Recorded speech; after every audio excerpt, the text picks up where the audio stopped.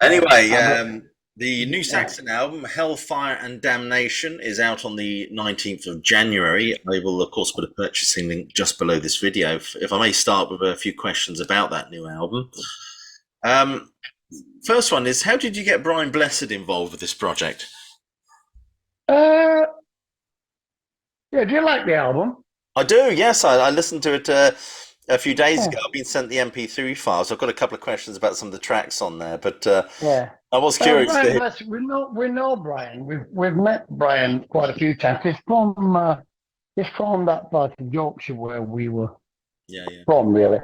So we've met him a few times on charity things in the 80s to do with the miners and stuff. So yeah, we've met him. He introduced us on stage at Bloodstock yeah. uh, last year, I think, or the year before. So yeah, yeah, I sent him a message and said, if I write some words, you fancy saying them for us? And he said, yeah, Yeah. send me the words if they're okay, I'll do it. So I sent him the mail, and yeah, he did it for us. So Well, he's got a quite very quite distinct happy voice. actually. It's quite a bit of a scoop getting Brian to do that. Definitely. Yeah, absolutely. I mean, listening to the album, I mean, it's I love the sort of chugging start to Madame Guillotine. I mean, what prompted you to write a song about Marie Antoinette? Well, it's actually about the guillotine itself. I'm singing it from. I mean, the French used to call it Madame Guillotine. It was a bit of a sick joke, I think. Um, so yeah, it comes from that really. That it was it was very considered to be a sort of living thing by the French, and it took all the lives of these aristocrats, whether fairly or unfairly, it took them. So I did it from the point of view of it talking, basically. So that's the idea. And I think Marie Antoinette was probably one of the most famous heads that rolled. Yeah, Uh, yeah, I mean, obviously, Citizen Robespierre went as well. It was his idea. But yeah, I mean, if you read the history of it, it's quite gruesome. They were still using it up to like I think the 70s. So, yeah, pretty gruesome. But no, I suppose if you're going to go, it's electric chair, guillotine, short hold, and then something more. Yeah, I would have thought I the guillotine suppose. was quite a quick way, really, in some respects. Yeah, I would have thought so. I thought the run up to it must be pretty horrendous, though. But yeah, yeah. Yeah, So I went to see Napoleon the other night, and the film starts with that, doesn't it? yeah, with uh, with Marie Antoinette being beheaded. So it's a bit, But yeah, I just thought it'd be nice to do a song about that sort of part of French history, the revolution. yeah. I think the king wasn't it the king Louis. Was it Louis the 14th? Wasn't he Yeah, guillotine? he got it as well, but I think the most famous one was her. Yeah, she was the one that I said think, "Let me cake" or something like that, wasn't she? well, that's supposedly, yeah. Yeah. And one of my favourites on this album is Fire and Steel. I was just wondering if there was a concerted effort with this one to harken back to the kind of sound of denim and leather and power and glory. Uh, I think things like I think some of the tracks like Roswell and Pirates are very sort of got that 1981 groove to them, Yeah, 1982. But no, I don't think we. It's just whatever we write seems to. I mean, this album came together a bit magical because we didn't really. Paul wasn't really with us when we were writing much of it because we did a lot of it while we were touring Europe on the festival. So Brian got involved writing a couple of songs. So I just it just changed the dynamics a little bit. But yeah, I think it probably is quite a bit of 80s, early 80s in there, definitely. yeah, And it's like all our albums. You know, nobody really knows what we're going to do. It's every album we release is a bit of a surprise for people. Either this is really good for you lot, or have what happened? Just weird, really. So people just have to listen to the album as it is, and I don't think there's anything pre-planned with it. We just tried to write some great songs.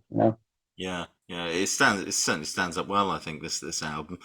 I've got to ask you actually. I mean, we mentioned Brian Blessed, but speaking of guests, how did you get Elton John to play on your Rock the Nations album?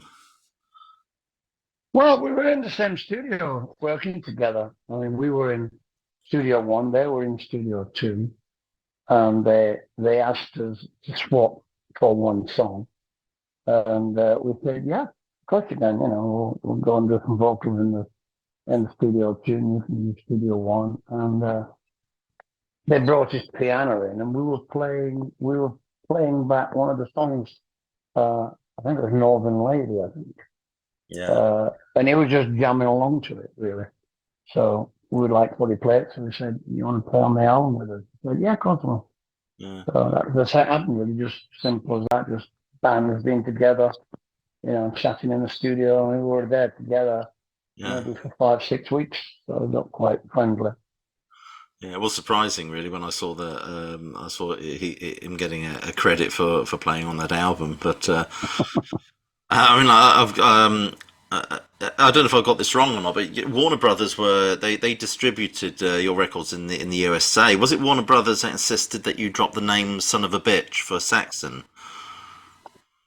Uh, well, that was early on. That was before we got signed, actually, Mm, uh, to Career Records in France. And then they didn't like the name Son of a Bitch and asked us to change it. And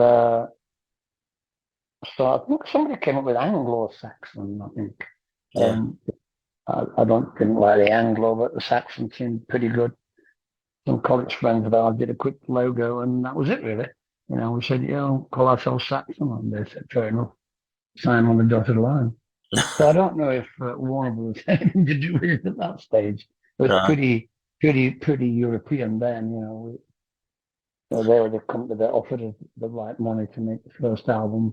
yeah, I suppose if we'd have held out a little bit longer, we'd have got signed by maybe a more, mainstream yeah. company. But they did very well for us in the early 80s. I can't really fault them, really.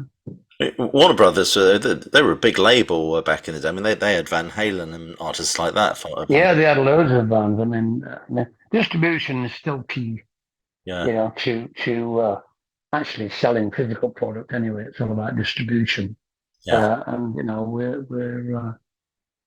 with Universal now, which is a same company anyway. So yeah, I think distribution deals are important, and they had a great deal through Warner Brothers, what WEA it was at the time, which yeah. is Warner Electrum Atlantic, I think. So yeah, we used to, especially in America, they had a lot of dealings with those. So Yeah, the track "Frozen Rainbow." I mean, would you say that was you exploring your more proggy influences? well, we were quite proggy in the early days. Me and Paul were in a sort of three-piece band together, and we were quite proggy. Different musical changes, timing changes, and different sections of music joined together. So, Frozen Rainbow was a riff that I wrote actually. Yeah, And Militia Guard, all those sort of more interesting lyrical songs on the first album were mine and Paul's songs from the band before hmm, before Son of a Bitch. The more rock and roll ones were songs we wrote together. hmm, So yeah, so it was a bit of a mismatch. The first album, like all first albums, you've had years to write the songs, and then the second one's always the hardest. You know what I mean? yeah, yeah, Songwriting as well. I yeah. suppose our second one was the bigger one, wasn't it? We Yeah. didn't have to beat the first one. Well, We only had to. you put out So a couple of albums in 1 year, didn't you? I think. yeah, we did. We did. We were still in Strong Arm in the same year. Yeah, I think they were both gold albums, double gold albums in the UK. yeah, yeah. Both good albums as well. They're really good albums. Mm. Speaking of Rainbow, actually, you were on the bill with Rainbow. I'm just wondering, were there any shenanigans with Richie Blackmore? Because I've heard he can be a bit of a tricky sod. Uh, yeah, it can be a bit. Sorry, it can be a bit moody, definitely. Uh-huh. But we don't really have too much. I mean, our first sort of, playing together was on the Rainbow Tour. It must have been 80, I think. Yeah, It was Since You've Been Gone, and all those tracks were quite big. yeah. And we were on three shows. I think we were on D side and someplace in Birmingham and Wembley. I think we did two shows, and we were pretty happening then. Though Wheels still was out. Uh, and we turned up at Wembley, and he said, "Oh, Richie doesn't want you on this show." So we went, and we went for dinner. So yeah, so we did have a run-in with him early in our career, and then we toured with him again in America Uh-huh. with Joel and Turner, I think. Which was one of the eyeballs, and it's called something else. It's straight That between the eyes. yeah. So we got on with him well actually. I mean, Yeah, he's a bit of a football freak. yeah. So he always wanted us to play football with him, Uh-huh. and we were never really into it. We didn't really have time actually, Yeah, but we were also doing something else like in the stores or signing sessions somewhere or other. yeah. He used to post when we wouldn't play football with him. He used to post the score as if we had played with them, like Saxon nil, Yeah, Rainbow or something, yeah. which is obviously a bit of a wind up. Yeah, we got on with him okay in America. I didn't really, it was a bit weird sometimes. You'd like walk off, somebody threw something at him like a lighter or splash water on our beer. He'd walk off and get in the car and leave. So it was a few embarrassing moments for the band, but not too many. But it's always been like that, I think. Yeah, He's always been a bit, edgy with that sort of thing. yeah, People, in his mind, not respecting him, I suppose. yeah. I get the impression if you do play football with Richie Blackmore, it's best to let him win. I Yeah, suspect. probably. We probably got out of it quite easily. Probably ended up with like broken shins and things. You know, Um, broken jaw and nose blocked. He probably brought in professional football on his side. probably. I'm a huge Who fan, and I'm just wondering what it was like recording at the Rampart Studios. That was great, actually. We did two albums there, actually. But yeah, it's a nice studio. Um, it's got the pinball upstairs. Got pinball with Mm, the film. Is it Tommy? Yeah, it is. yeah, So yeah, it was good. It's a great studio. Good equipment. State of the art equipment at the time. New desks and everything. But it was an old chapel. There was a pulpit in the corner. hmm hmm Yeah, so it was nice. Yeah, it was haunted, but we didn't really mind that. Any Who paraphernalia sort of lying around? Broken We didn't guitars. see any, no, but they wouldn't have left anything like that lying about with northern lads there. Would have only had it away in the back of the car. Probably. No, I mean there was no like. I think there was some gold discs upstairs, stuff like that. Yeah, For Crodophinia and all that sort of thing. They yeah, had them upstairs in what you'd call the green room now, wouldn't you? yeah, So yeah, there's quite a few things up there, but no guitars in fact lying around. You know what I mean? yeah, yeah. I, Yeah, I, I don't think they were using it in the 80s much, but mm, I know they still owned it. So yeah. I've gone on record as saying I think one of the greatest live albums ever is the Who live at Leeds. I think that's a fine record. Yeah, Um, that was probably Nick's there, I imagine. yeah, yeah. It's anyway. How what was it like supporting Rush on the Moving Pictures tour? Were you impressed with those guys? I mean, because they've got this reputation for being a bit geeky, so to speak, and consummate musicians. How did Well, you come along? they're nice guys. They're funny guys. You could have a good laugh with them. Yeah, They're Canadian, so it's not their fault though. bit different attitude to the Americans. But yeah, it was good, good. I mean, we like Rush. Obviously, being a bit proggy in the early days, me and Paul were into Rush. Yeah, I yeah, don't know if the other guys had ever heard of Rush actually, but yeah, it was the first American tour we did. No, they were nice with us. I yeah, don't think it was the right audience for us. Yeah. the bit muso phones at that time. Uh-huh. Um, but yeah, it was a good tour and we did well on it. Went down great. Yeah. But would have probably been better if we'd have gone out with something like Scorpions or Priest or something like that, something a bit more rocky. Yeah. But yeah, it was good. We love Rush, and they were nice to us. They were really friendly. How did the Rush audience? How did the Rush audience take to you? Were they respectful? They were great. I think it was damn great. Uh-huh. It's a bit raucous, bit more sort of in your face music.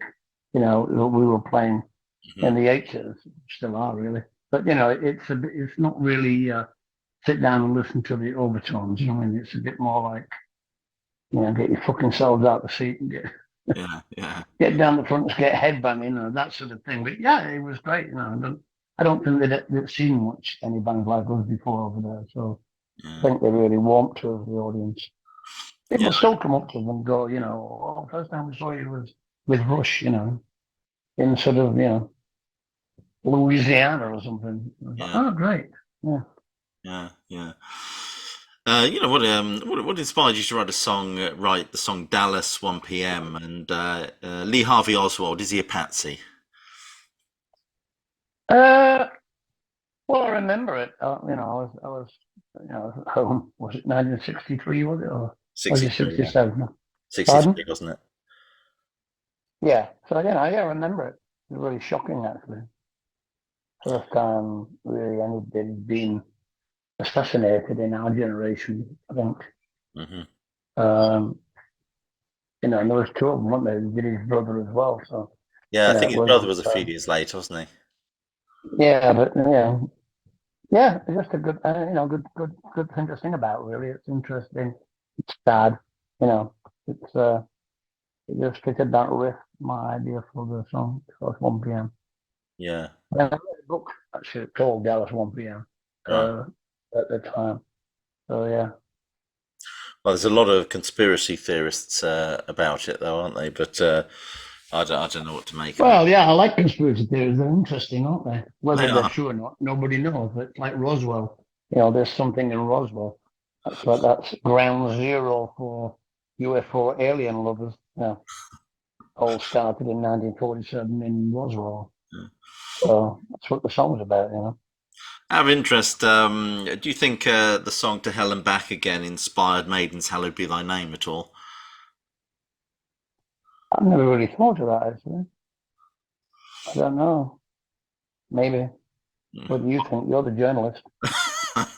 Well, I don't know. It's a possibility. I think Saxon probably influenced a lot of bands personally, and Maiden were kind of just, Well, uh, those first two albums yeah, obviously were groundbreaking yeah, well, yeah, lyrically and musically uh, in the UK. So yeah, I'd imagine Maiden were looking over, going, "What the fuck are they doing?" You yeah. know. So I'd love yeah. to.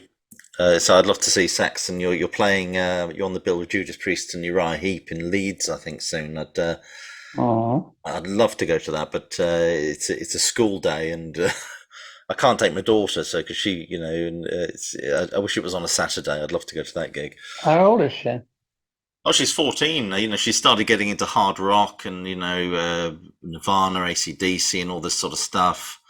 Okay, And 14, she can get in. yeah, she likes the Doors as well. She started listening to the Doors and the Beatles, so she's must have been raiding my CD collection, but it's all good stuff. And Yeah. there's not so much the Uh, age that's the problem. It's I've got younger kids. I've got to get to school the next day, and it's just uh, midweek. It's a pain in the ass, really. But I'd love to go. yeah. That'd be a Well, great. they're not late. They're not late shows, are they? They're finished by, they're arena shows. Yeah, They're not club. They're not club shows. I've seen Saxon a few times. I've never seen Priest, and I love Uriah Heep. I mean, that would just be such a great show. Hmm. But we'll have to try and work it out anyway. Yeah. I've got to ask out of interest. I mean, were you listening to Alice Cooper's "From the Inside" when you wrote the song "Denim and Leather"? Well, I was listening to it before we wrote Denim and Leather. It's Ah, it's the 70s album, isn't it? Yeah, oh, Um, good album as well. no, we used to listen to that. We had an American car with an 8-track Uh-huh. machine in it, and we sort of when we bought the car, we acquired 3 8-track. One was Alice Cooper, Hmm. one was Lou Reed, live Uh, album, and yeah. another one was ZZ Top Fandango. Okay. So we used to have them on endlessly in the car. Yeah. So I knew all the lyrics, and one of the songs, which song it is, but Alex just mentioned that like denim and leather is slowly fade away, and it just stuck in my head really. All right. So when I was looking for a song, I wanted to sing a song about our audience and a song that would sum up that new wave of British heavy metal period from 80 to 83. I was looking for a song that I could sing about the audience, and that came into my head, the denim and leather.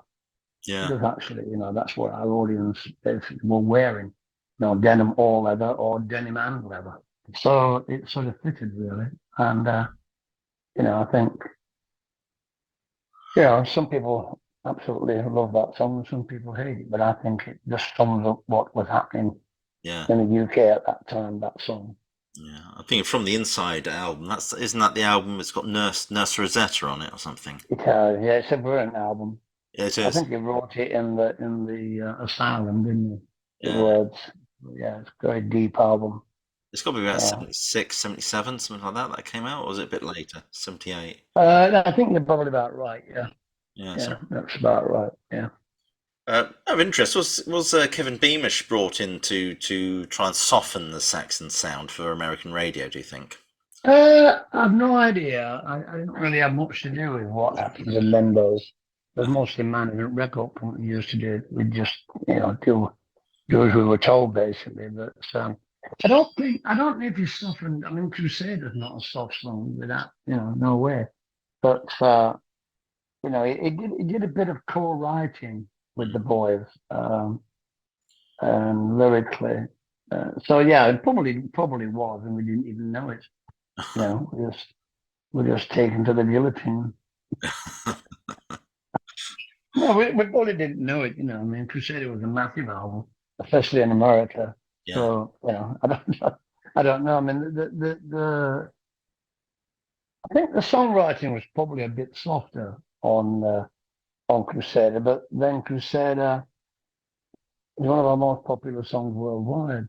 yeah, We've just come back from South America, Latin America, and if we didn't play that song, we'd get lynched.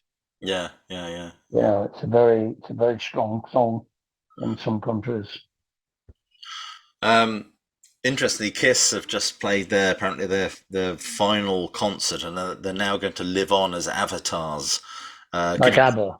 you, like ABBA, could you see Saxon living on as avatars? No, no.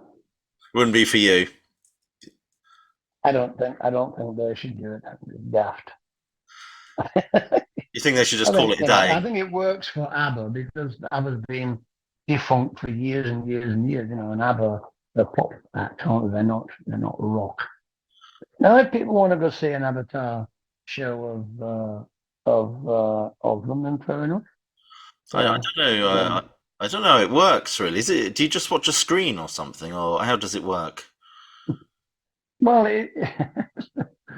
it's all done with nerves, isn't I it? suppose it is.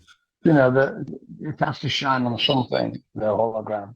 Is it But all? It's I've all. not seen. I've not seen the other one. I mean, I've been told that it's absolutely fantastic. Yeah, I have as well. Uh, but it's absolutely millions and millions it's cost to develop this thing. I mean, they Yeah. built their own theatre, so I don't know if Kiss are going to do that. I No. think I think it probably works better when it's in a place that's been sort of built and equipped for it, Yeah, rather than touring. You know what I'm saying? I suppose so. Because I've seen some touring things with Ronnie, with Dio, Uh-huh. and it was all right, but it wasn't perfect. You know what I mean? Yeah, Wherever you were sat in the room, yeah, sometimes you wouldn't see his arm or something, or it just wasn't perfect. But I suppose if you build a purpose-built theatre for it, and you can see all from every different seat and every different angle, and I suppose that's different. Yeah. you know. But I think it's a curiosity thing as well. I Is think it people want to the go see it, don't they? is it the thin end of the wedge though? Are we going to see a Beatles tour? Are we going to see the Doors touring again and things like that? I don't know. I don't know. I mean, you have to do it properly. You have to have somebody that's. I mean, you don't have to have the original artist moving around, do you? No, I But suppose not. as far as ABBA goes, it was actually them that did all the moves, isn't it? And they Yeah, sort of just used that for the avatar. But I yeah. don't know. I really don't know. Tell you the truth, I don't really give a shit I got whether they do or they don't. Really, yeah. you know, Beatles or Kiss. I probably won't go. I might go see the ABBA one if they invite me. I think I'll go and see that. Being a big Kiss fan, I'd like to see. I'd probably take my son to see this Kiss thing, really. But depends how much. Yeah, Depends how much they're charging for it. I just wonder if it's a virtual show, whether you can pay with virtual money, maybe. I have no idea. I don't know. Let's get back to the new album, shall Yeah. Well, I we? was gonna. Well, actually, I've got one more question for you. Actually, it doesn't relate to the new album. Right. I was going to ask you, in terms of rock and roll, and things like that, which do you think it is was most influential? The first Elvis album or Beatles Sgt Pepper? Uh, well, for me, I would say it's Sergeant Pepper because that's sort of my generation. I'd be too young for the Elvis one. Hmm. You know Yeah, what I mean? The first Elvis album, what was it, 50s, wasn't it? 50, 56, wasn't it? I think. yeah, I'd only be fucking 5 years old, 6 years old. So they're not going to fucking influence me at that age, is it? No, I suppose not. I mean, I don't know. Did somebody influence you at 5 years old? No, no. One of my earliest musical memories is watching in the '70s, watching Bohemian Rhapsody on top of Oh, the. there you go. There you go then. Yeah, Yeah. but So I think you're much more open to these things when you get to like a teenager. Anything before sort of 10, I think. yeah. You know. In terms of the new album and the new songs, I mean, has the writing process for you changed over the years? Does it come easy, or how do you actually put an album together these days? I don't think writing songs has ever been easy. Uh huh. I think you're waiting for a moment of inspiration to come through, and for that to work with the music that's there. So it's never easy writing songs. Yeah. It's like writing a bloody book or something. You know what I mean? It's like you have a lot of like writing block going on. Yeah. A lot of staring at the carpet, waiting for something to come through. Yeah. So, but we really gone back to a more early. What we do is we always play everything live with the band before we record it. Hmm. No matter who wrote it, and fine tune it all at the band. Hmm. So I suppose in that way, we keep all the elements together in Yeah. one room. If you know what I mean? Once everybody knows their part, then they can record, in different places than if you like, Yeah. because you can do that now. But it's just having that initial spark and chemistry that the band Yeah. has writing the song and trying to keep that in the recording. If you know what I mean? Yeah. I guess. I mean, I mean, a Saxon with the sort of discography you have. I mean, how do you go about putting a set list together these days? And obviously, you want Well, to. it's difficult, We play multiple shows, so with the Judas Priest tour, we'll be, we're not headlining now. We're on second, so our set won't be as long as it would have been if we're headlining.